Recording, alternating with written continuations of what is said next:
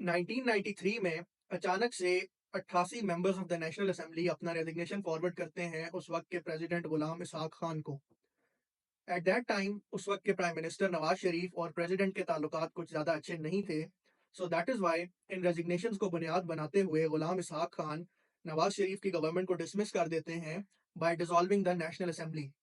Eight that time president के पास इख्तियार था under article 58 two B of the constitution कि वो चाहे तो नेशनल असेंबली को डिसॉल्व कर सकता था अंडर सर्टेन ग्राउंड। सो वो इन रेजिग्नेशंस को बुनियाद बनाते हुए along with few other accusations जैसा कि करप्शन के इल्जामात और political victimisation, misuse of privatisation etcetera, so इस तरह के इल्जामात की बुनियाद पर वो नेशनल असेंबली को डिसॉल्व कर देते हैं। नाउ प्रेसिडेंट के इस डिसीजन को नवाज शरीफ और speaker of the national assembly supreme court में चैलेंज करते हैं अंडर आर्टिकल 184(3). इस केस की समाअत 11 रुकनी बेंच करता है सुप्रीम कोर्ट का, जिसको हेड उस वक्त के चीफ जस्टिस नसीम हसन शाह साहब करते हैं। इस केस के अंदर पहला ऑब्जेक्शन ये लिया जाता है दैट आर्टिकल 184(3) के तहत जो पिटिशंस फाइल होती हैं वो फंडामेंटल राइट्स और पब्लिक इंपॉर्टेंस से रिलेटेड होती हैं, लेकिन यहाँ पर कोई फंडामेंटल राइट इन्वॉल्व नहीं है।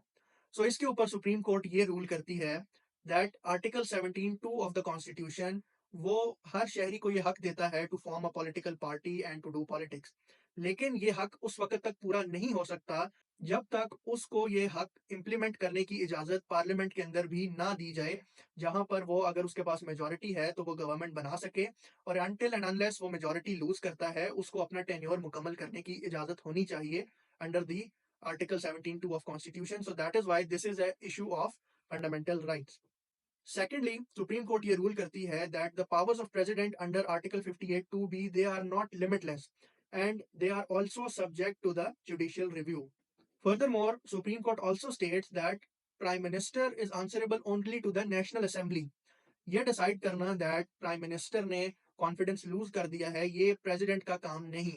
और अगर इस चीज का तयन करना भी है तो कॉन्स्टिट्यूशन ने इसका एक और तरीका बताया है that president can summon the national assembly, और वो एक वोट ऑफ कॉन्फिडेंस ले सकता है मेंबर से, ना कि सिर्फ रेजिग्नेशन की बुनियाद पर वो ये अजम्पशन क्रिएट करे।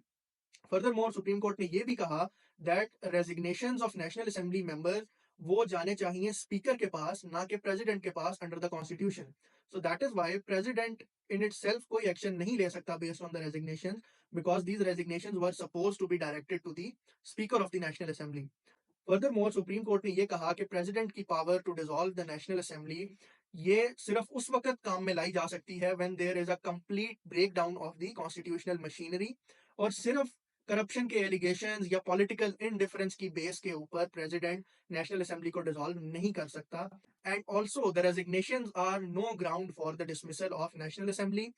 फाइनली सुप्रीम कोर्ट ने 26 मई 1993 को अपना डिसीजन सुनाते हुए प्रेसिडेंट के इस ऑर्डर को कंप्लीटली इलीगल डिक्लेयर किया और नेशनल असेंबली को रिस्टोर कर दिया।